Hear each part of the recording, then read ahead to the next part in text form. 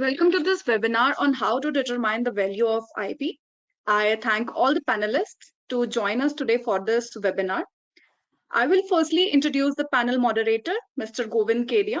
He is a managing director at Arctech Invent. He has over 15 years of experience in helping companies, innovators, problem solvers, and law firm on IP and business consulting projects, information research, and patent and trademark design registration in India and on key geographics. He has been helping his clients through the entire IP life cycle, right from the strategy building to registration of IP. So thank you, Mr. Govind, for joining us today as a panel moderator for this webinar. Thank you, Sakshi, for having me.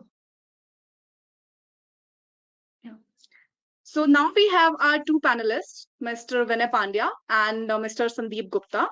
Unfortunately, our third panelist, Mr. Prashant Kumar Rawat, IP analyst of Ultraviolet, couldn't join us today as he had some personal emergency, and we are sorry for the inconvenience caused.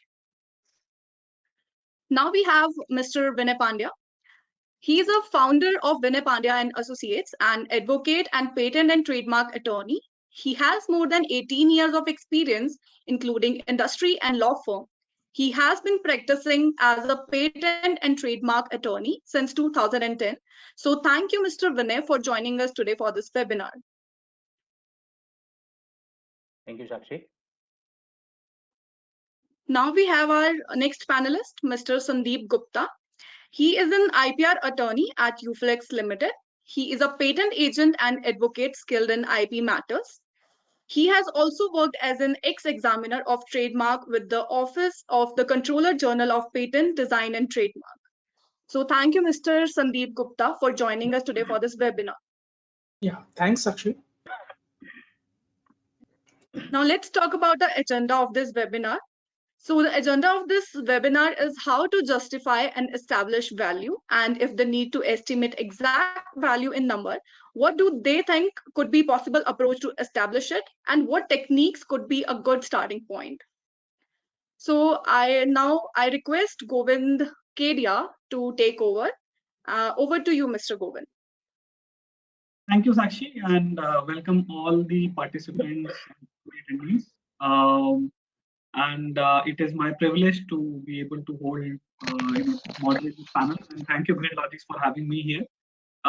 So let me start with, one of the most common slide. I think IP fraternity and a lot of people are talking about, and there has been a lot of talks about that 80 to 90% of the value resides in the intangible assets and so and so, right? And of course it has changed over the period. Looking at all the company's value, it is ending up in the intangible asset. So while this is a very interesting context to set, now one of the challenges which come is that how to put a value. And one thing I do want to say that in 1 hour today, I don't expect that we will be having a lot of trainings or discussions around what formula would be the most suitable. But what we want to today would like to understand from Vinay and Sandeep is because they are both worked in-house and have been helping a lot of companies, is that what is the starting point of justifying the value of IP and the investments that needs to be made. And if you think about, especially starting with the pharma in a context of course, patents and IPRs has been much talked about in pharma space. One thing that we keep on looking in the various magazines that how the patent expiration will also going to impact the valuation of a company or for that product, or how it is going to change the market, right? So now I think that is how I will start this discussion and try to set the context. And my question is to Vinay. Vinay, you worked as in-house counsel and you're working with a lot of clients. How do you address this objection of how does IP add value in the business, and what will it be valued when it is registered? Right? It's a very common question on inventors or companies' mind, especially saying what is my ROI on these things. So how do you address these questions? Yeah, thank you, netizens, and good afternoon to all of you. Uh, See, actually, intangible assets includes patent, trademark, design, copyrights, and many other IP forms. So the way I look at it is that IP can be a critical business asset in its own indomitable right, and this is why businesses need to value their IP more to stay ahead of the competition in the market. In the era where the economics are mostly driven by knowledge, any business or enterprise, be it big or small, uh, they need to rely on intangible assets, I mean IP assets, for its survival and growth. So it is essential to note that from an innovative idea to invention, please note that innovation idea to invention at the every stage of chain. The chain means creating of IP, right? So at the every stage of chain, IP enhances the value of company. So acquiring, creating, and protecting IP can make it as valuable as other tangible assets. You know the tangible assets, that is the physical assets, right? So the value of the intangible assets, you can create the value of intangible assets, uh, which may be more also compared to the tangible assets. So where if somebody has not protected the IPs in the appropriate form of IP laws or IP form, they may face the critical issues like somebody may copying it or somebody may misuse the IP form without giving the benefit or gaining to the real owner of the IP. Now, the question here is that how one can gain the benefit or value of the IP after registration. So, in that case, I would like to say there are three main ways where one can uh, get the benefit or get the value of IP after registration. That is, three different ways are there. One is exploitation, right? Exploitation means the product or the IPs which has been protected under appropriate IP law. They can exploit it, like they can manufacture it, they can sell it, and like that. The second one is that one can also try to license it. You know that the IP rights are transferable like tangible assets, right? So the IP assets can also be transferable. So in that case, you can sell it or license it to somebody, to the third party. And in third and the major cases, the major right or exclusive right given to the applicant or to the IP owner is to avoid others entering into the same segment and copying or infringing the registered IP. Yeah. Thanks, Vinay, for your view. Now, my question to Sandeep, since you working in in-house and you've been examiner also, and being in in-house, I understand, and maybe a lot of people in the audience are also from in-house community. How do you typically justify the IP spend with respect to the products, and how do you justify the IP spends in the company, especially when the reviews happen and a lot of discussions happen? What's your general and discussion with the management around it? That would be a great value addition for all the audience here. Thanks, Govind. Thanks, friends. As an person in IPR team of the UFlex, my experience is dynamic for IP expenses. I am not sure how to reply it and how to give an exact idea that what is going on. Everything is variable. There cannot be in one short solution or one short answer to this question. Regarding expenses, we are privileged for regarding expenses of patent prosecution. We don't face any issues when the expenses are for patent prosecution. We do not need to worry about at all for these things. Since our company started expanding our global footprint from sometimes around 2003 onwards, with the plants, establishing plants in other countries, our organization has to follow dynamic approach for their IP expenses, and some factors which determine these are like sometimes our in-house professional file patents and take care of the prosecution of in association with other law firms. Sometimes global subsidiaries like Flexprints USA file patent directly through the attorneys of the USA. Sometimes Indian subsidiaries or Indian subdivisions. We have almost 6-7 divisions. The individual business heads decide how to proceed with these filings. Sometimes the most important thing is that when the expenses are justified, the sales team, the marketing team has to look after these things, because ultimately all the things, all patent prosecution or proceeding to launch a new product in a new jurisdiction is the responsibility of the uh, marketing team. Then marketing team decides that okay, how to proceed with all the things. They took after some things like that. Uh, they look after some things like that evaluation.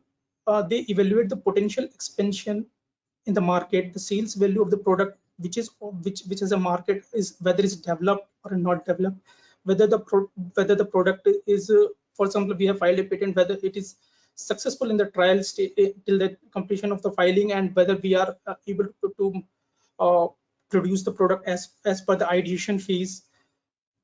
These are the few things which determine. For example, sometimes we have to we file patents for a particular jurisdiction only, like Indonesia and Vietnam. So we taking care of the need, taking care of taking care of these things, that key whether the product is developed in individual jurisdiction or not.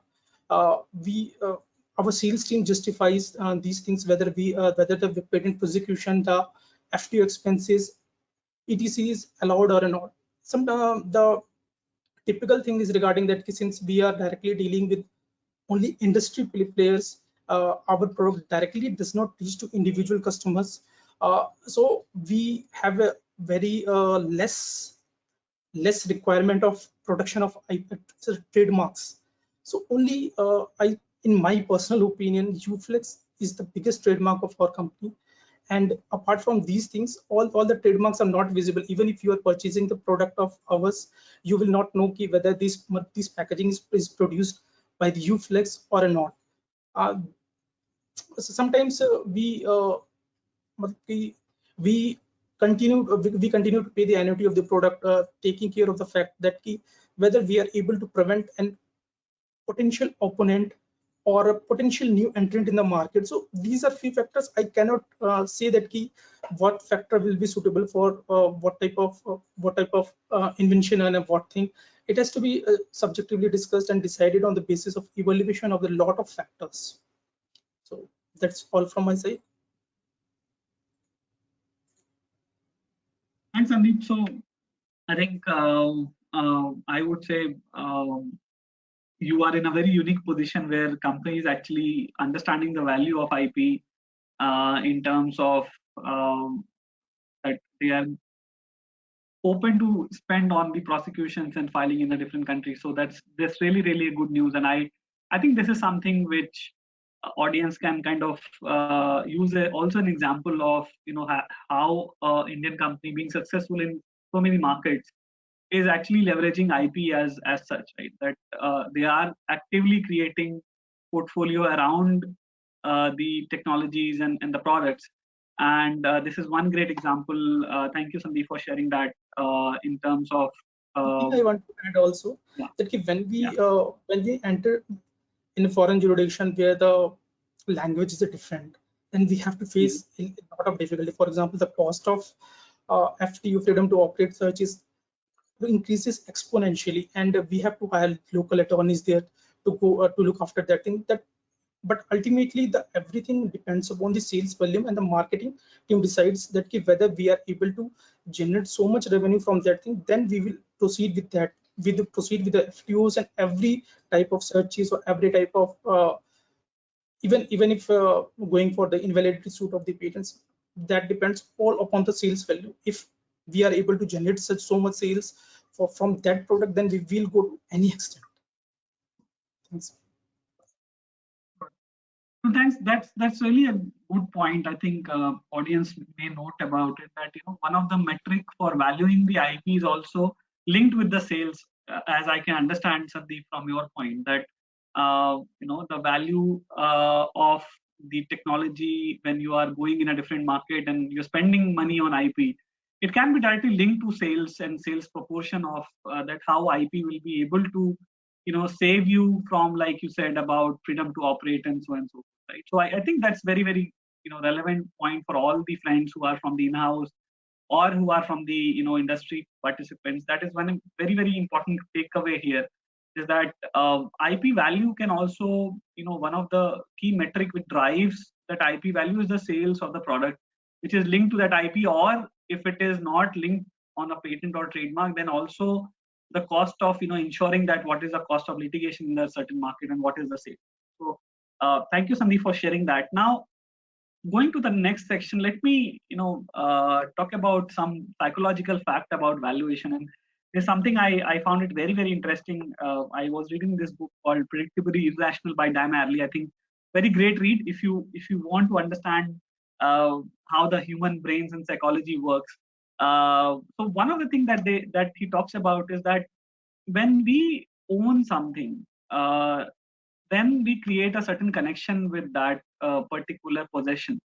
And once we create that possession, familiarity and connection, we will always have more value in our head than anyone else.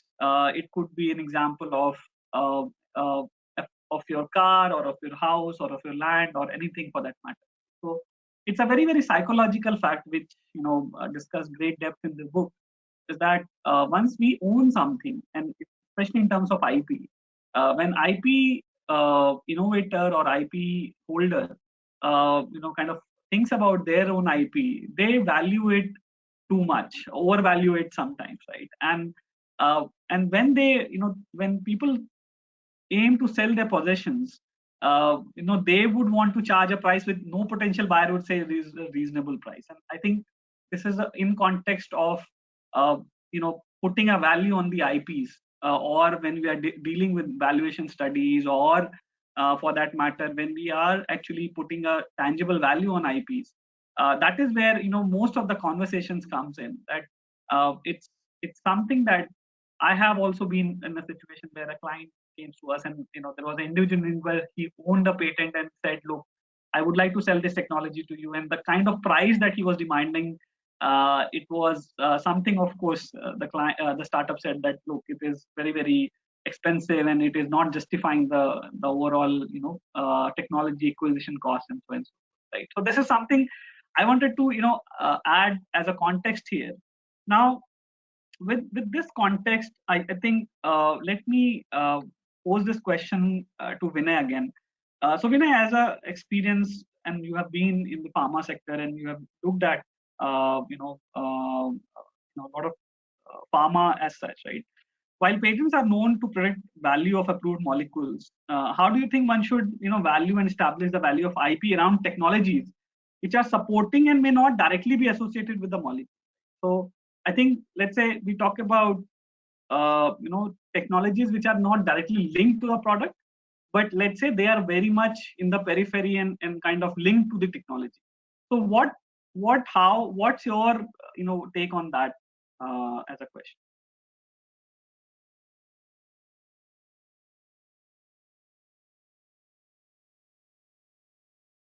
Vinay, you are on mute, just in case you are trying to speak. It's okay. Hello. Yeah, audible. Can you hear me now? Yes, yes. Okay. Yes, we can hear. So, see, there are many ways where one can protect IP and establish value of IP around technologies. See, normally what is called IP around technologies? Say, for example, somebody has filed a patent for a product. So it is we can say that product under patent, right? So now if I want to work product around technologies, that what I can consider is like new process, polymorph which are having more bioefficacy or higher efficacy than the protected molecule. And I can also work on the new molecules which I can manufacture it from the protected molecule, right? So this is what I can work on, and I would like to suggest to create the value from the protected IPs. Some of the ways I can suggest, like say, keep yourself updated with the the news of the competitors or the innovators, basically, or especially on the product development, right? That is number one. Keep watching the legal status of each protected molecule along with its expiry, and simultaneously what you can do is that develop new process or formulations and polymorphs and file patent application as soon as possible, through which you can create IP portfolio and you can enter into the market as soon as the product patent expire. That is also the way. I can suggest one more route is like to enter into the regulated market for developed molecules. Applicant has 4 different options, para 1 to 4, right? Like NDA and ANDA, wherein para 3 and para 4 is preferred one for generic companies. They can enter into the regulated markets by filing para 3 and para 4 filing.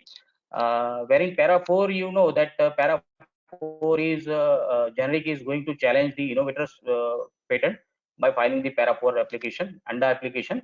One more route is that sometimes innovators process for manufacturing molecule is not a commercially viable process. So in that case, what one can do is that they can develop a commercially feasible process, and as soon as the product patent get expired, they can enter into the market, and with this commercially feasible process, they can try to take over the market for a particular product also, right? Uh, Now, one more thing I would like to say, that each and every company must respect the IP owned by others or other party. Why I should tell you is that because everybody has uh, tried lot of, like, manpower, time and expenses or finance they have made into that one, and finally they got the protected IPs for in their name, right? So one should respect for that, and before copying that particular part or protected part, what one should do is that they should take the prior permission of the IP owner, or what they can do is that they can check the legal status of the IP. If it is expired or going to be expired, they can work appropriately and they can enter into the market. That is what one can do. And yes, uh, one more thing, I think, yes, in India, there are a lot of SMEs and startups are coming in the market. They are coming with the new ideas and invention, right? So they even in the case of filing the new applications in India and abroad, and other thing is that they are also facing the issues for their existence and making their presence in the global market. So in that case, they need finance or fund, huge finance and fund. So what one can do is that they can have a collaboration with those SMEs and startups, and with that, without indulging themselves into R&D, they can raise their IP portfolio. That is what I can suggest. Thanks, Vinay. Really, insightful, how, Govind, uh, can I interrupt? yeah, There are certain questions which are coming up. So would you like to sure. take it right now, or would you like to take it at the end? I think let's keep the questions in the end, because then we will be able to take it in one go. So I think Richard, we are running fine on time, so maybe we can wrap up in quick one, and then we can sure, take up more questions for sure. sure, Thank you for highlighting that. But we'll try to wrap up on time so that, or before time, so that we can take up more and more questions here. sure. Sure. All right, so let's quickly move to next one, where I would like to share that when we talk about IP, I know it's kind of a I think Vinay and Sandeep has already covered some of these, but just wanted to list out that if you think about the conversation so far, that how basically IP adds value, and how what are the challenges, and how Vinay has suggested around how the technologies can be really useful, right? So I just want to kind of summarize on this slide and then move to Sandeep for a next question. Is that basically IP, the reason that IP has value is because it helps in preventing imitations, signal customers that it is unique product, and it of course helps in attracting investments, and like Sandeep also discussed about creating niche markets also, when you are going in a niche market and a niche countries for selling your products. And also when your business negotiations are happening, you can always put this as a context. And lastly, that Vinay has talked about how talking with startups and R&D institutes can really help in putting the value on the IP, right? Now my question to Sandeep, in your experience, what are some of the best ways that you put value on the entire IP portfolio as such, right? In the next section, of course, I'll talk about how we can identify. But Sandeep, in terms of your experience, especially from the in-house counsel point of view, what are some of the best ways to put value of entire IP portfolio as such? Any views on that?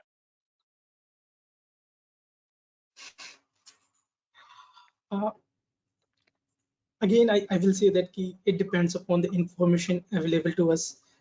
I presume if I am managing the IPR portfolio, I take my decision based on certain factors, like when we go for a national phase filing, we select jurisdictions where our major competitors reside or our manufacturing units are based.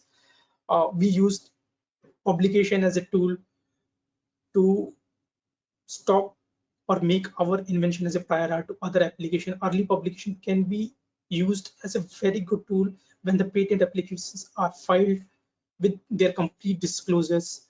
Uh, Conducting, I suppose, even if a patent is granted and after the grant of the patent, we have gone for FTO searches and found that some relevant, some invention is found out that which is almost similar. So we need to abandon that product. Always, I prefer that we going to the FTO searches before launch of any product in any niche jurisdiction or any country.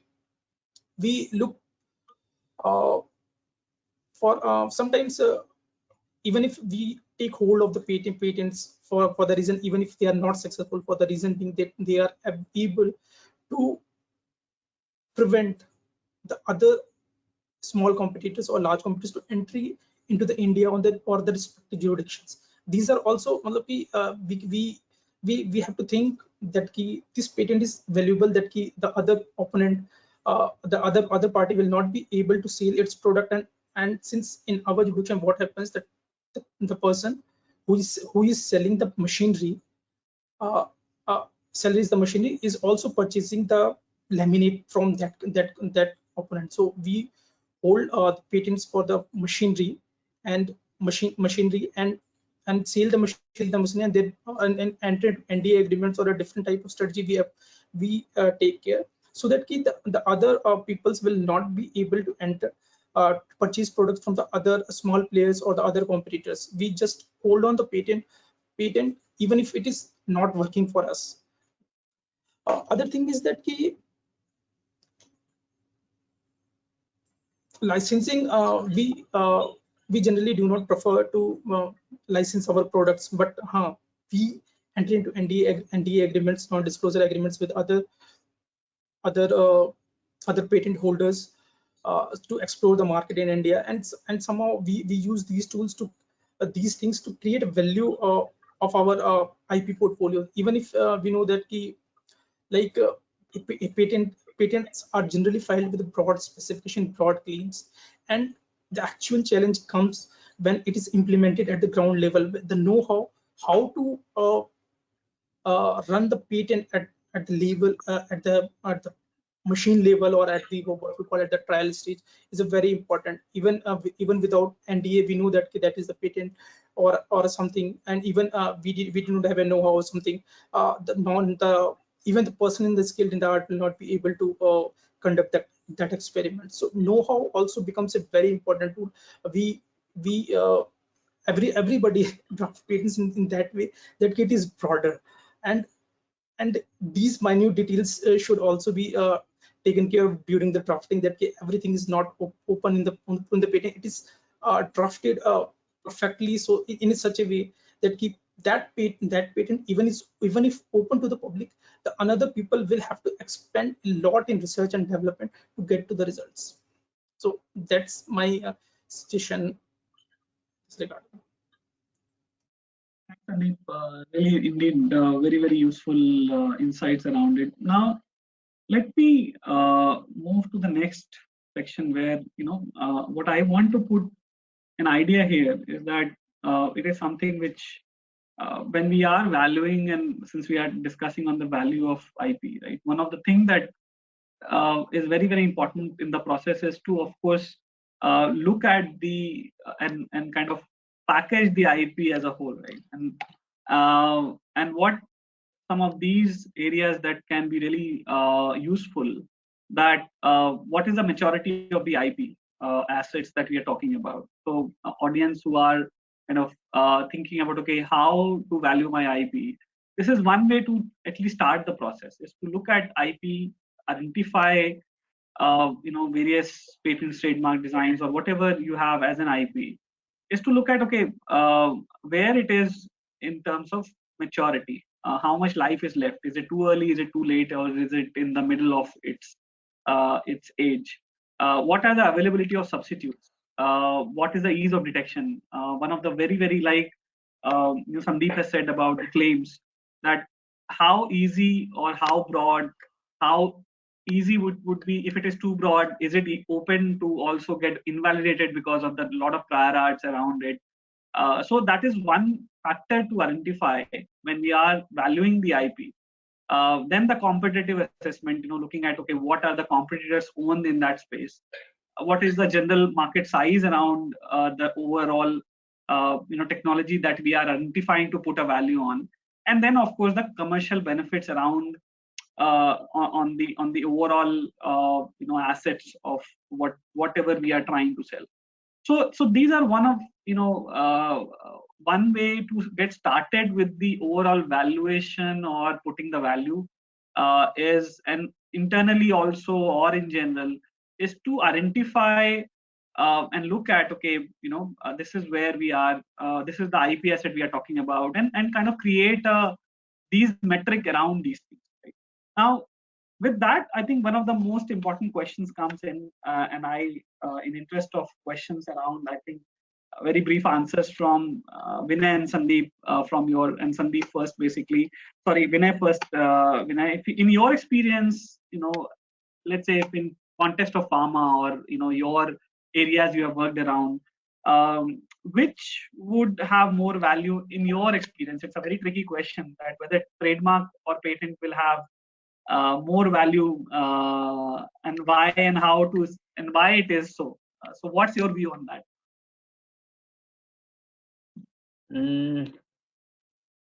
See, each and every IP form, say for example, whether it is a patent, whether it is a trademark, whether it is a industrial designs or copyright, each and every IP form is having their own existence and importance. So I would like to say that patent and trademark both have equal importance, and we cannot compare which one may give more value, in terms of royalty or wealth or something like that. I can explain it to you with my details over here. Uh, See, a patent is normally everybody knows that why the patent is granted and for what it is granted. Patent is granted based on fulfilling the requirement of worldwide novelty, inventive step, and industrial applicability, and that is granted for patent or process, right? Uh, and thus, in granting the patent, functionality and features are important. patent gives the 20 years of right, and that is to exclude others from making, using, selling, or offering for sale or importing the goods which are under patent, right? So that is as per patent. Now, what is as per trademark? Trademark is registered for a word or maybe name for a name, logo, images, or anything through which goods or services of uh, one party can be distinguished from the goods or services of the other party. So that is the basic idea behind registration of trademark, is that to differentiate or to distinguish the goods and services of the one party from the other party. So that is what the basic idea behind registration of trademark. And I can give you an example that musical lyrics, ting, ting, ting, and the Airtel tunes is also there, Britannia and Airtel tunes, right? So musical lyrics also can be registered as a trademark. What the benefit of trademark registration is that one can recognize the brand with the use of the said trademark. One can recognize the brand. Brand, it means company name, right? Now, with the trademark registration, applicant can become a prior proprietor, adopter, and owner of the mark, and he can enjoy the exclusive right for indefinite period, multiplying of each 10 years, indefinite period. While in patent, only 20 years terms from the date of filing or from the date of filing, whichever priority, whichever is earlier. But in trademark case, yes, indefinite period. So you know the value of trademark, how much value through trademark registration you can get it, right? And based on the trademark registration, he can also exclude others from copying the trademark name and all. Yeah, one important point I would like to highlight, because just Sandeep has told that no one knows that the product is from Uflex. I can suggest one way that how one can come to know whether the product is from Uflex or not. That here I have given an example. See, for the purpose of, so actually this is the discussion is based on pharma, but I would like to include it for chemical and all also. This will apply for each and every segment in the industry, right? So let me give you an example. Say if the company name is get registered, say for example Uflex name is get registered. Now you are selling products under the name of Uflex as a company name. So what you can do for the filing of trademark registration, you can use the prefix or suffix of the registered name of Uflex. Like if I give an example of aspirin, if aspirin is there, I can say Uspin, or some other way around. I can use that prefix or suffix and see what is the advantage of using this prefix and suffix of the company name is that the customer will realize and he will come to know simultaneously product name as well as company name.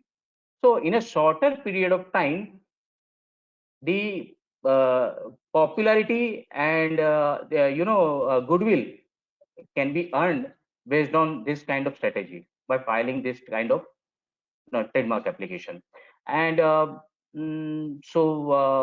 recommend, or I should say that the patent and trademark should see the sides of a coin. One cannot avoid, if somebody has filed patent and not filed the trademark, he may be at a loss also. We can say like that, because recognition will be given by trademark filing only, right? So this is my views. Yeah. So, sir, I hope you won't be charging Uflex for this suggestion that you have given today. And Sandeep, in case you are transferring the amount, then I can give I you the want to account number. add to Vinay that we own trademark registrations in the name of Uflex, and there are almost 5 or 6 trademark names, and we continue to prosecute or send cease and desist letter regarding all these things.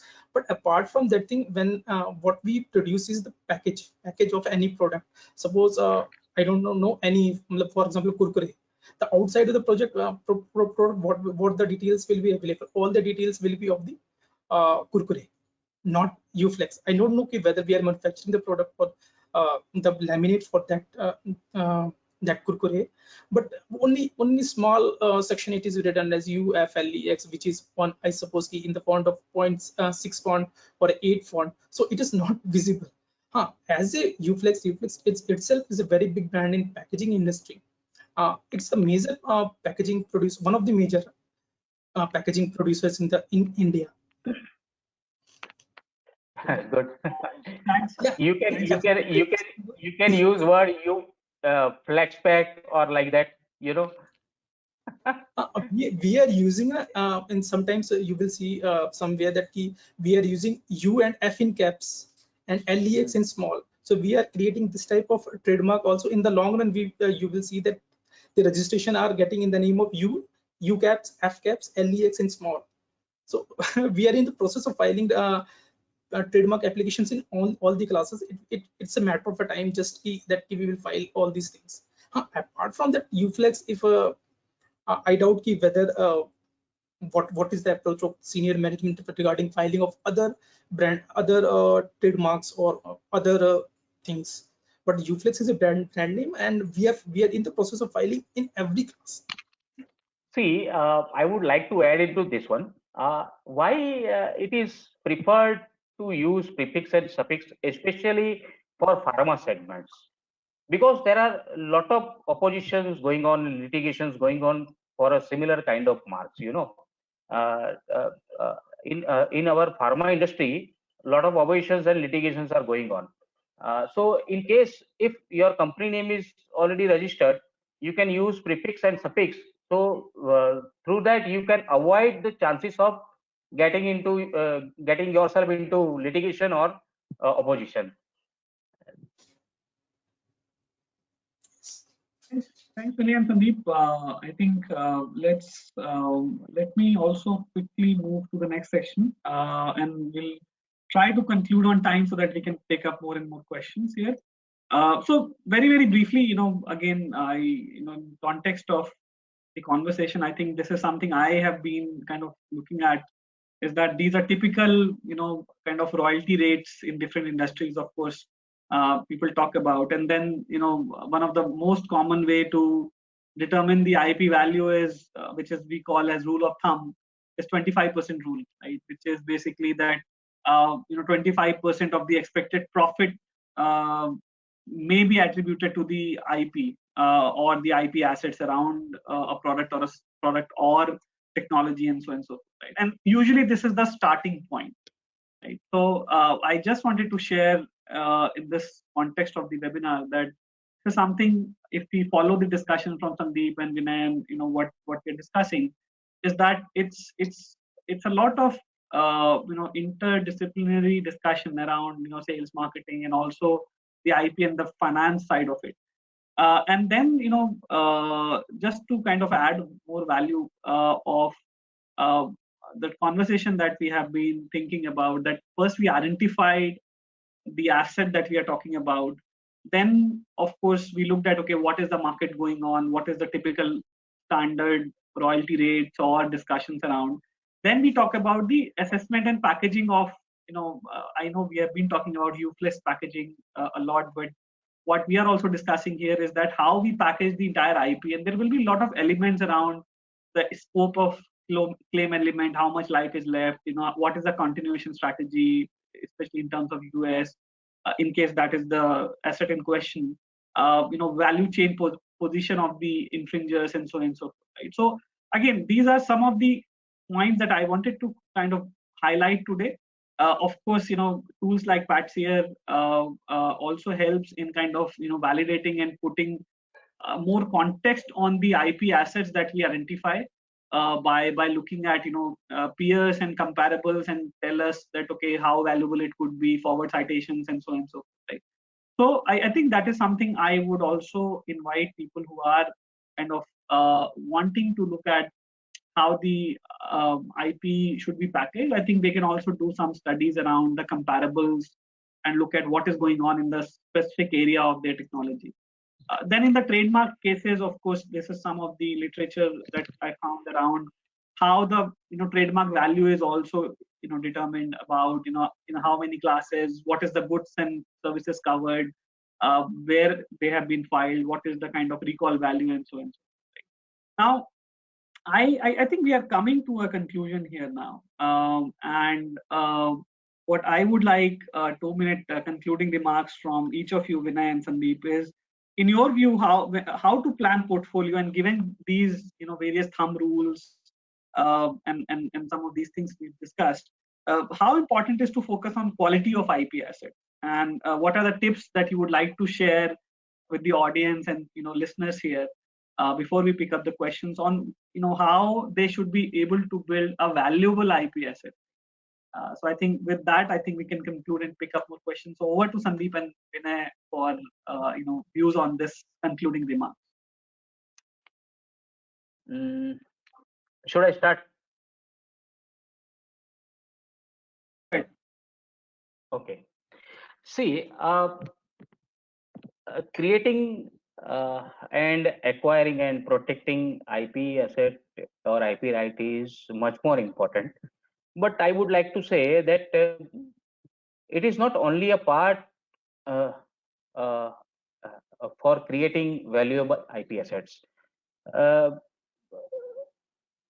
IP assets are, should also be seen as commercial in terms of commercial aspect. So I suggest to build a valuable IP assets. Mainly, one can have two approaches which they can adopt. One is the aggressive approach, and second one is the defensive approach.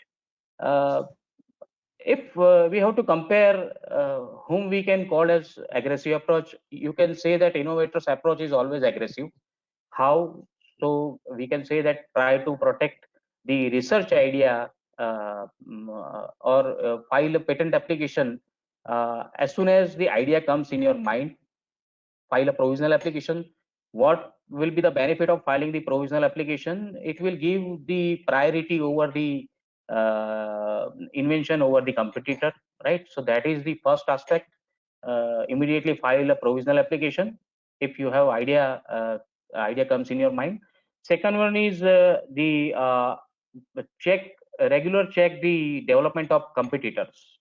Always check the updates about the competitors and protect IPs aggressively. If anyone tries to come closer to your protected IP. So this is the second suggestion: protect your IPs aggressively. If anyone try to comes closer to your protected IPs, that is second number. Third one is the regular check the market scenario and change in the demand of the products. So it will help in taking decisive actions. Decisive actions whether to continue with the renewal of registered IPs or not. That is third one.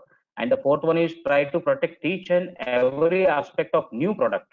I should say new invention in terms of product, process, polymorphs, formulations, and new molecules which can be manufactured from the patented invention or from the invention, so as to banning the entry of the competitors in the given segment of product. That is the aggressive approach. And the second one is the defensive approach. That is also possible. Actually, in India, most of the Indian pharmaceutical companies, or most of the companies, we can say, they have adopted this defensive kind of approach. In this approach, one can check the legal status of expired patents, or which are near to expiration, and develop the molecules accordingly and enter into the market as soon as the product patent or the patent get expired. Okay, maybe a process patent also. If the commercially viable feasible process is patented, one can wait for the patent get expired and then enter into the market. Simultaneously, he can also try to develop a new process out of and try to circumvent from the patented technology, so that the risk of the infringement and the patent rejection can be avoided. That is what I want to try to say. I want to say. And yes, Third one is try to invalidate the patents, where if it is not possible to file a patent application or to raise the IP assets, one can also try to invalidate the patents by filing revocation or opposition to stop the evergreening of patents. This word is evergreening of patents is also important. See, innovators are always trying to enlarge or to extend the protection period from 20 years to 25, 30, 35 years, like that, by filing the patents of independent patents, not patent of addition, but independent patents in terms of polymorph patents or maybe formulation patent, maybe process patent, and like that. So one should be very active in filing, in checking the prior art search, and if something is found which is very much relevant to the patented process or product, one should immediately go for invalidation of patent by filing revocation or opposition. Yeah. Thanks, Sunil. Sandeep, any closing remarks in interest of time? I think. Yeah. I want to say in my suggestion regarding this is that whenever a new idea comes to inventor, they always try to file the provisional application. But what from my experience, I will suggest that key ideation phase should always not be long. If you think that you have filed the patent application and you are able to develop the product within 1 month, you should file the complete specification within 1 month, not to think that we will file after just completion of 12 months, go under the PCT and revoke that application, and so that we can get 21 years of production. It is almost not required. You have to take the initial advantage that you are getting, you can take out of that patent application or that idea. So my suggestion regarding this thing is that for any invention, you are filing in provisional application, complete that research and development as soon as possible, file the complete specification, go for a publication. That will save you from the future cost. And second thing is that continuously check the journals, trademark, patents, or design journals, that what your opponent are doing, and continuously be updated about regarding what they are launching. Sometimes it gives us a great input regarding what they are launching, whether they are infringing our product or some information is based on that thing. Always be proactive regarding this and take any action. Go for a cease and desist letter, go for any what you call file infringement suits, or go for go for any type of legal actions you can take. Third thing is that for example, I can say with example of a bottle. Bottle can be taken production in multiple dimensions. Suppose if you are getting for a that bottle is recyclable, that bottle can be made of a recyclable product, then we can take patent for that composition of the bottles. If for example that bottle has a unique design that can be identified, we can take the shape trademark for that thing. We can have an option of going to the copyright for that for particular bottle, if that gives production for 60 years and with a very cheap cost. We can go for simultaneous design application. So my suggestion is regarding that if take the maximum protection for all the things you can possess. Suppose any good you are looking, you have to consider that first question should be mind in what IPR laws we can protect that product. If we can protect in patent as well as in design, as well as in copyright, as well as in trademark, we should go for this. We know that some patents, for example, in the chemicals, patents have a different thing. Patents production is quite different, and for a patent, what we say that suppose a composition of a molecule is required to be patented, and that can be only a patent can be filed, but we can create a name for that product. So in this case, only two protections are available. One is of the patent, another is the trademark. What is the source identifier? We generally call the source identifier. Then source identifier will the product take the benefit of the initial stage of after the patent is filed, so that it will create a market, and capitalizing on these market, create a goodwill. That goodwill will help you after the patent got expired.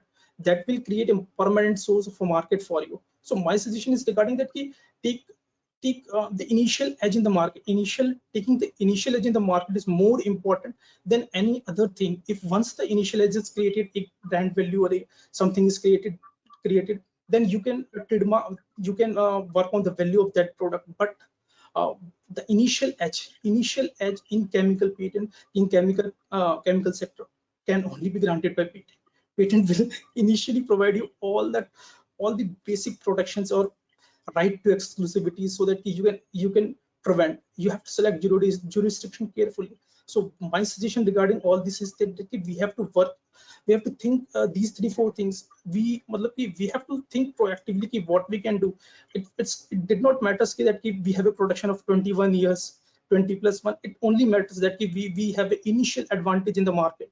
That is sufficient. That's all. Thanks, Sandeep. Thank you, Vinay, for continuing.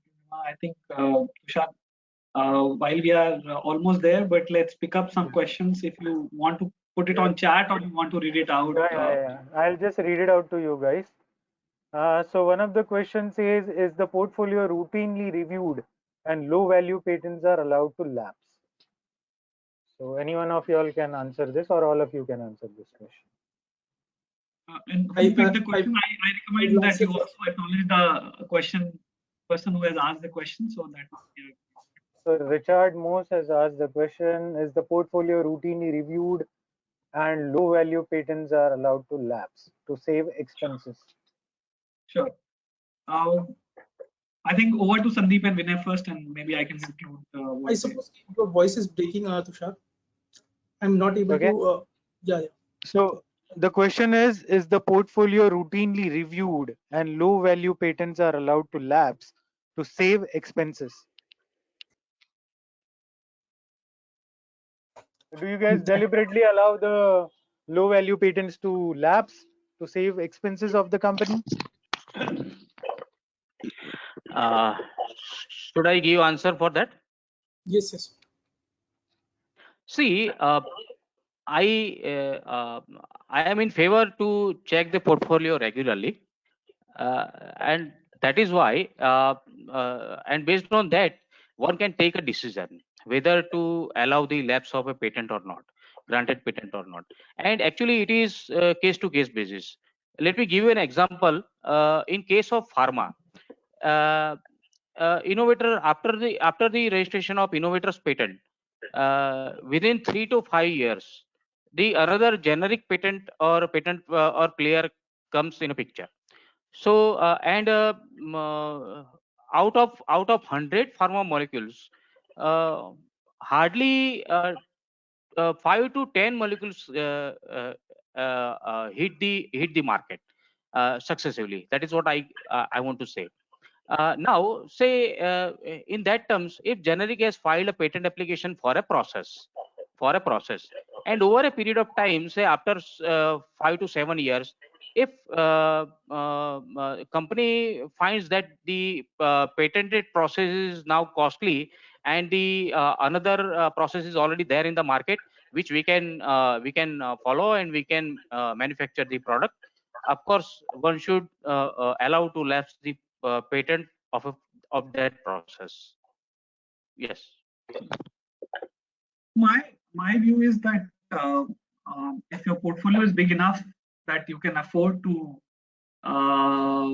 let it go, I think you should. I think it's very, very important to be mindful of costs, and rather than carrying kind of liabilities, you can maybe invest that money in filing more and more newer patents. So my take would be that, of course, if you have only 5 patents or 1 patent, of course, unless it is not a big cost, it could be carried in the portfolio. But if you have larger portfolios, it is prudent to let go and then invest the same money or whatever you can save in filing newer technologies. So I think I would definitely be in favor of letting go of dead assets. I think there's no in the today's world where cost is a problem everywhere, especially in budgets and everything for IP, I think it's not so wise to carry dead bodies. I think that's how I would put it, unless there is some kind of use or some kind of monetization can be done for other industry or other industry players. I would be in favor of not carrying them over. That is my personal take on it. Understood. My Sandeep, you would view want to add regarding something? that Yeah, key, please. if suppose ki there especially that is applicable to in my industry, that is suppose two machineries are available in the market. One can be utilized in a small factory, one can be utilized in a machinery, and one can be utilized in a large factory. Then what is the option? You have a protection for this small scale machine they are importing from the farm. If we can prevent the individual small sector players to purchase from the outside, we can somehow regulate their growth. So that is a good thing. uh, we can take advantage, or there are a lot of factors, but it can be also thought in my way also. Right. So another question comes in, and now this comes from an in-house counsel, Smriti. As an internal counsel, it's always difficult to justify the waiting time from filing to grant of a patent. That is the procedures that we follow in comparison to other IP, for example, trademarks, because it takes shorter time. How better can you convince the management that you should still focus on patents as an asset and make them believe in it? So opinion of all three of you will be of value. So I think I can pick up. I mean, of course, Vinay and Sandeep can also add. Uh, my opinion would be that, of course, this is very difficult to kind of squeeze the process of prosecution. But what one can do is that, if of course you qualify for expedited route, especially in India, if you're MSME or a startup or female inventor and so on and so forth, you can definitely go for expedited route, which will squeeze the prosecution time to larger extent. One can also do is that, if you are already, or if you have interest of going in US or Europe and UK and other European countries, they do offer uh, search report or examination report within 1 year. I think a lot of countries have, there are some routes, some by some payments or by some request. It is available uh, as a route to kind of expedite the, at least get the opinion from the patent office whether it will go for a grant or not, right? So for the management, if you can show them that, look, we have filed this patent office has shared these objections, and we believe that we can definitely overcome that. It's not a major objections that will come our way. It is prudent to wait, and we will get patents granted for sure. I think they will kind of understand and fall in line of that process, right? So that is my take. Of course, Vinay and Sandeep, please, your opinions on Uh, See, I think the in-house counsel is from a legal entity other than natural person. So there are two ways through which she can expedite the process of granting the patent application. One is file the PCT application, and based on that you can claim the expedited examination, go for request for expedited examination. That is the one option. And the second option is suggest to add a name of a female as an applicant, not an inventor, as an applicant, so that also you can expedite the process of granting the patent application. Because we have seen granting of our patent within 8 months, and almost many of patent applications have been granted within 7 to 8 months, 8 to 9 months, I have to tell you, not 7 to 8 months, 8 to 9 months. So in that case also, you can take these two approaches and let us see. Otherwise, it is very difficult to, convince the, not only convincing the authority, but we are also facing the issues to convince our clients, because larger time is there in the prosecution stages. So we must have to, keep patience until the patent is granted.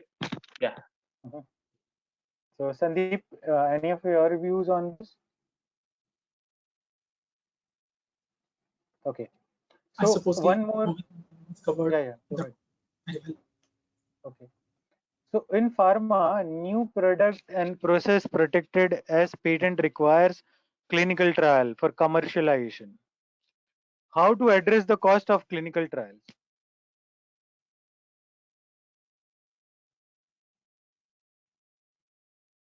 Vinay, you will be Other- the most qualified to Yeah, answer I this. can we have a I qualified can person, correct.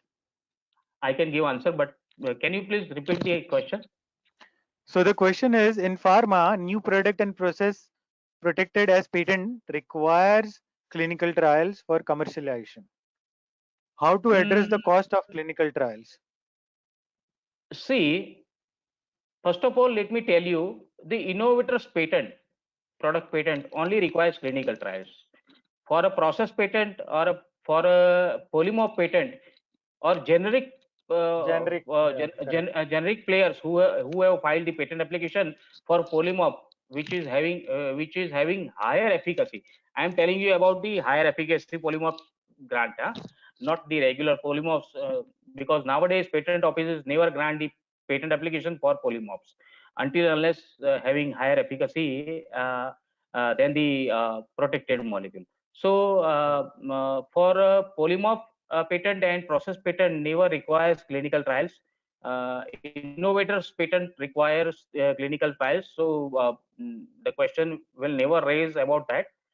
You should concentrate on filing the application, and you should wait till the patent grants. And as soon as the patent grants, or in case if you are convinced that your process is good, you can enter into the market immediately. Yes. Right.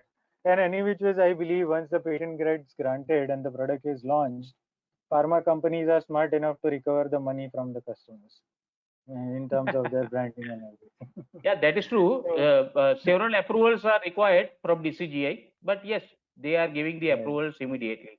That is what one So can one do. more question comes in from the same person, Chandan.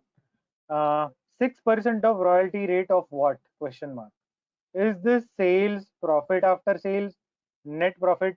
What is the best? I think this Uh, is a question to go in. yeah. So generally the royalty rate comes on the entire, like, the profit that we've talked about, right? So basically, royalty of the, so let's say there's a product which sells of uh, you know uh, 100 rupees and the profit is say 25 rupees. So generally the royalty rate depends on the profit that you are making. It's not about the overall turnover, right? Because end of the day, that is, and again, it depends on the overall uh, industry also. It varies a lot. When we talk about royalty rates, it's usually on the profitability of that certain thing, right? It's not about the turnovers. End of the day, royalty is granted on profits that you make, right? Not on the how much revenue that you churn. So that is what. But again, a lot of these are thumb rules. These are some studies which are used to justify different metrics. It's not always cast in stone. Sometimes it's like valuing any asset for that matter, or negotiating any contract or any financial arrangement. If you can negotiate on a turnover basis, I think definitely that would be a great thing for the innovator. But again, uh, what my intent is to show that these things vary based on the profitability in the industry and profitability of different industry sectors and so on and so forth. So you mean this varies from segment to segment, I believe. Segment to segment, and also transaction to transaction. These are some like a thumb rule. Like for example, the thumb rule of profitability is that if you are earning less than 10%, then it's better to put your money in FD than running a business, right? So I think these kind of thumb rules, these Right. are not fixed and cast in stone. These are something which guides the valuation professional or people who are doing these valuations to a certain reference point, especially let's say historical value. So let's say if you find out that, hey, this inventor has sold this IP at this price, it's a reference point. It is not going to justify your IP at the same cost. These are just reference points that I shared. Right. So one interesting question comes in from Balguna Priya. The question is, what are the intrinsic and external parameters you consider for patent valuation? And this is a question to all three of you. One of the extrinsic is definitely, when you say extrinsic, I understand that it is something Intrinsic and external. Intrinsic and external, right? Okay, so intrinsic would be the way it is drafted, the way it is covering the claims, the way it is actually protected the entire technology piece by way of CIPs. I think I shared one slide where I talked about briefly about some intrinsic factors. As far as extrinsic factors are concerned, I think I also shared in one of the slides in Identify, where we talked about what is the alternates available, how easy is to get around that patent, what is the bigger market area of that particular patent, which companies are operating in that space. If Apples of the world are operating, or if it is like a small companies who are operating in this space, how likely is to detect the infringement on this patent and so on. So I think I did address that in one of the slides. So that would be my take on this. Over to Vinay and Sandeep on further addition. The same views. I am having no different opinion about that. I see. Sandeep, any other point that you would Nothing want from to my add? side, because nothing from my side.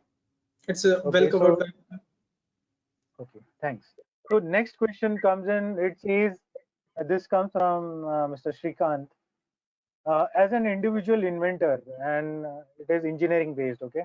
So I would like to know of successful examples of where an Indian IP got monetized, and what is the percentage monetized?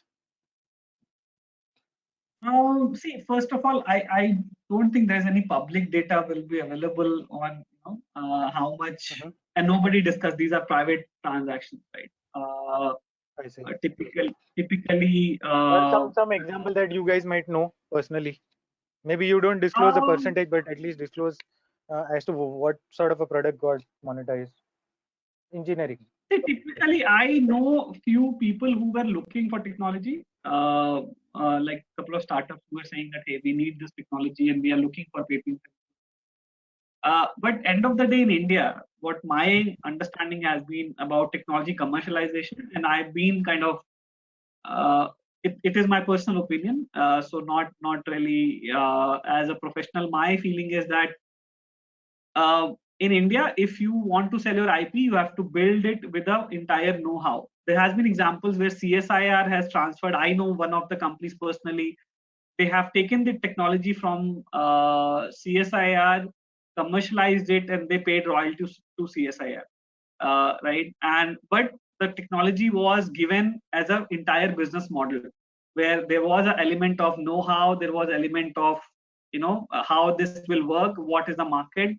IP was part of it, right? So what I would recommend for individual inventors, that if they are interested to sell their IPs, of course it has to be sorted, it has to be well written and all that. Given that, it should also justify in terms of business. So let's say if I have to buy a technology related to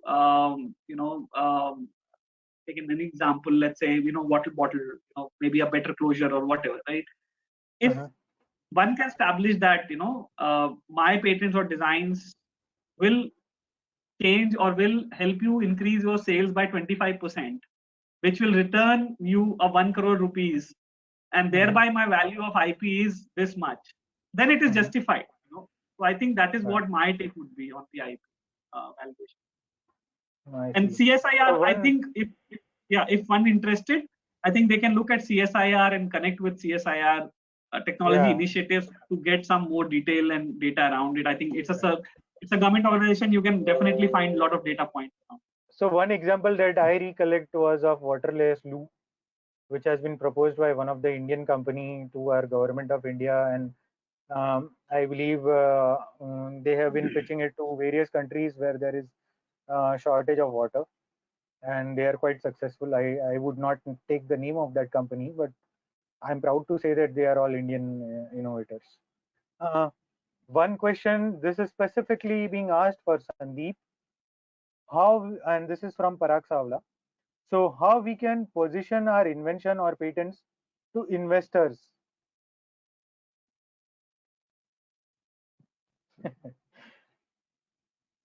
How will you position? I mean, Sandeep, you can answer this question. How we can Please position our invention or patents to investors?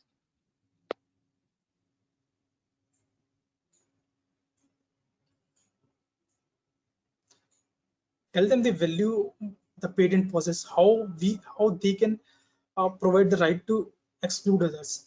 What if by we know that key patent is defined by its claims. If their claims is like that key uh, from the competitors patents or a know-how available in the market, if they can tell definitely or surely that key how it is better advanced. For example, I can say that key uh,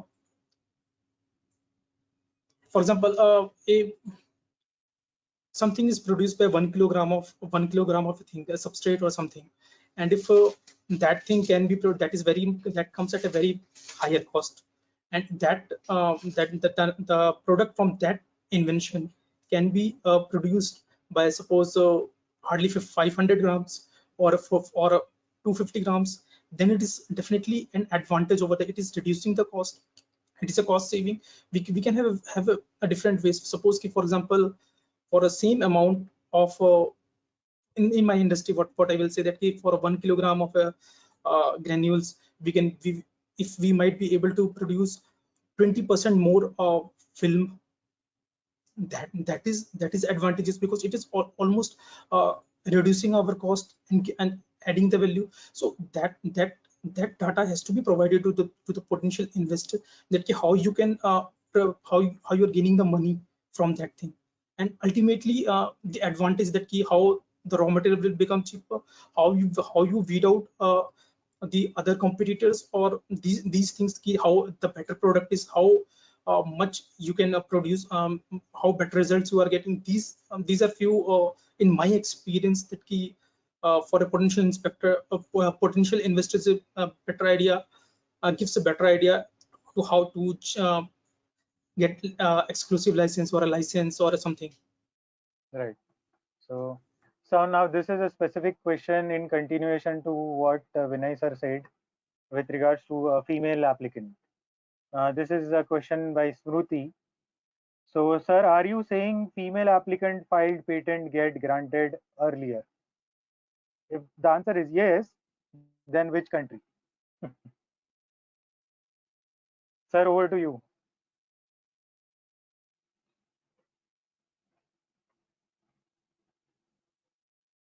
Sir, you are muted. Can you please unmute yourself? Yeah. Yeah. See, I have never said that the patent application filed by female applicant gets granted earlier. I said to expedite the process of granting the patent application, one of the criteria is to be a female applicant.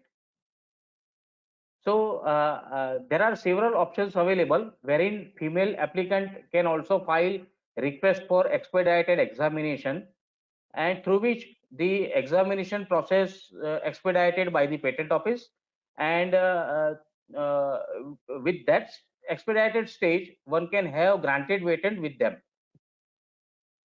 Normally we have seen in our cases a few of the patent applications have been granted in within 8 to 9 months, wherein female applicant is also there, and wherein the educational institutes are also there.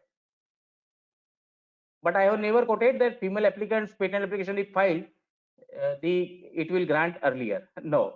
Yes, expedited process is there, but female applicant is one of the criteria. That is what I am trying to say. The question that is framed is like, is it being done deliberately that if there is a female applicant, then it gets done on a quicker note, or I mean, it's just that in general that they follow this process? Or is there some specific system which is being set?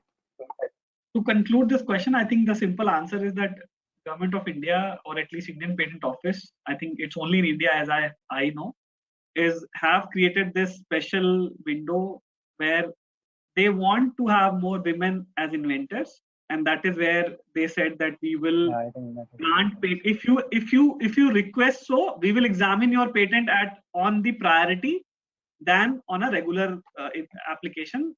So I think I think that will kind of conclude this question. Noted. So now this is interesting question. Even I'm hearing this term for the first time. Question is from Parmeshwar. The question is, what is the meaning of patent dance? I never came across that. What is the spelling of it? Patent? Patent dance. D-A-N-C, dance. Patent dance. Yeah. I think while I can kind of quickly Googled it out, that says so, that. So in the meantime, I'll ask another question. There is this question by Dr. Antony. It says, is there any exam to become IP evaluator? Is there any exam to become an IP evaluator? See, there are various courses which are available on WIPO, and there are a couple of independent consultants who certify people to be valuer. One thing to note in India, at least if you are using valuation for any tax purposes, for IP or anything else, you have to be a merchant banker. So let's say if I want to claim a certain tax benefit or something, you need to be a merchant banker to certify it. No, there is no as such like a certify. There are of course courses which says a certified patent valuation analyst and so on and so forth. There are companies who run it as a kind of course. WIPO also runs a course, but there is no as such requirement of being like a certified valuer unless you are using that report for a certain tax or government or statutory report. Then you need to be a merchant banker, which is impaneled as and get as Indian kind of But what typically we have seen, patent and IP valuation is a mix of technology understanding and also the finance understanding. So as long as you have a technical understanding and market understanding of the technology which you are valuing, and a fair understanding of how the valuation works or how the DCF and the other model works, you can do a valuation. There is not a problem. But like in valuation, one thing I want to add here is that in any typical valuation, be it IP or be it even a land, it depends on who is saying, right? Or what are the past transactions. Like for example, if Nariman Point building has been sold for whatever crores of worth of money in the past, then by default that is a reference point, right? So those things also happen in any valuation exercises, right? So it's always like valuation is a very very subjective exercise. It depends on if Govind Kedia is saying this is value 1 rupee, or if somebody saying that it is 100 rupee. Both are correct, both are debatable, right? So that's how it is. And like a psychological fact I shared, the people who own the IP or own the asset will always value more than whatever. More than what it is the current. I want to add that there is some valuation course or some law which is recently a couple of years back has been passed in India. And according to that, almost I forgot that law. that around three sectors, three certificate programs has been launched. One of is that key valuation of intangible assets. Now at all it is required that key all the patent valuations must be certified if it is filed to the government authority or something, or security exchange, CP, that should be certified by patent, that intangible asset valuer. I forgot the exact name of that law or something, valuation type of thing, but if in case mail is provided to me, I will forward that Sure, certification, that sure, that thing. Sandeep. So Yeah. next question is, now this question is from Abhishek Kumar. Is the valuation will be more if an IP is proposed to SEP, question mark? What if this type of identification is there in the early phase of negotiation? So anyone who would want to answer this question?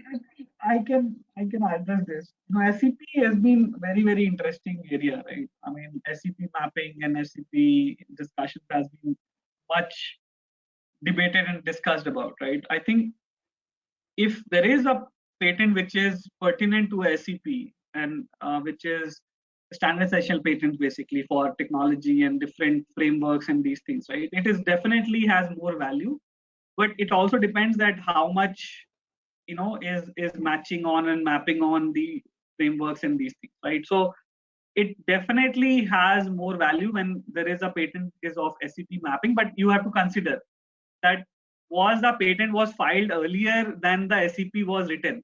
Like if it was filed after the SCP was written, then there is no patent also, right? It's basically invalidated because everything was known in the SCP also. So I think the way SCP needs to be looked at, that yes, I filed a patent on a Bluetooth standard way before it incorporated in standard.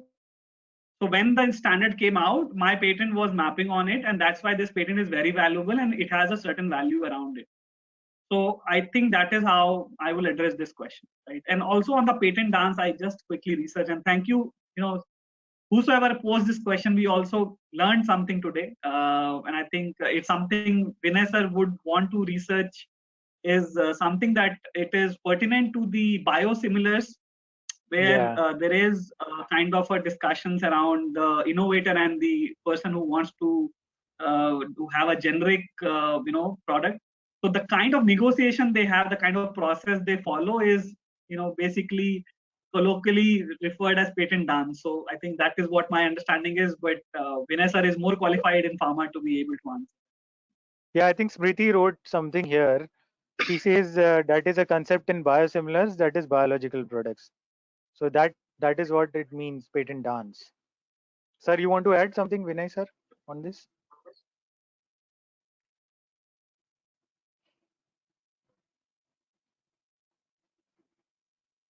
Sir, you are muted. Can you please unmute? Yet nothing to say right now. Okay. So the question is from Abhishek Kumar. Uh, how to identify the potential and negotiate? Um, See, how to find potential and negotiate? There are two part answer to this. 50% is science, 50% is art, right? How to identify is also, something that I would say that yes, you can always, find out by looking at how much your patent is mapping on and forward citations, and there are a lot of ways to find out. But then also creating a story how it is mapping is a art, right? Then same for negotiation. Negotiation starts with a reference point, and reference point can be science, right? It would be a science like the one I shared, royalty rates and the profits and how much was transactions in the earlier days and so on and so forth. But 50% of is the art, right? So I think whosoever, I think a lot of people are still on the call. I think 42 people. Really happy to kind of people are extending 30 minutes beyond our scheduled time. So I think my take is that valuation is a 50% science, 50% art. So while you can research a lot of science and be perfect about it, but art is art, right? I mean, there's no perfect answer to valuation exercise. So another question from again Abhishek Kumar is, because the industry are yet to see many SEP and will be coming as the technology continues to evolve. So I don't know whether this was a question or.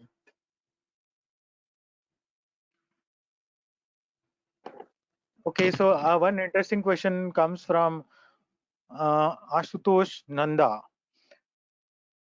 Today's topic was estimating value of IP. Is there any analytical method to know the exact value of IP before commercialization or licensing?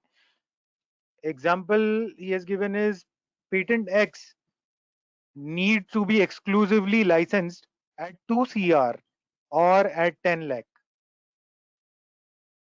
The way I repeat you the can, question. Shall yeah, I repeat the question? No, I think I'm clear. So see, the way Ashutosh, I think the way you can think about it is that now it's not a question of patent; it's a question of business model, right? So let's say if this patent is basically you saying that we need to establish a value, right, before even it is filed or before it is kind of being granted. So think about that. Okay, let's say if it is a new kind of packaging material which Sandeep would be interested in, right? Then if you go to Sandeep and say, "Dekho, this is our patent, give me money," he will not. But if you establish that, look, here is a business model that if you go through this packaging material which is 100% biodegradable, whatever features are, and your patent covers it, you will earn a revenue of 20 CR in the next 5 years. There will be some initial cost of production and all that. You will need to invest this money, and you will get this revenue, right? And thereby my IP is worth this much. So that is how the IP will be valued. Then Sandeep would be interested to know more. If you go and take a patent to him and say, "Look, Sandeep, here is a patent. Will you buy it for 10 crore rupees?" He will say, "Thank you so much. I'll do my job. I'll be fired if I even talk to you." So I think, see, that is how I would say that IP, especially when you are innovating at a very, very early stage, also understand the relevance of that technology and business model behind it.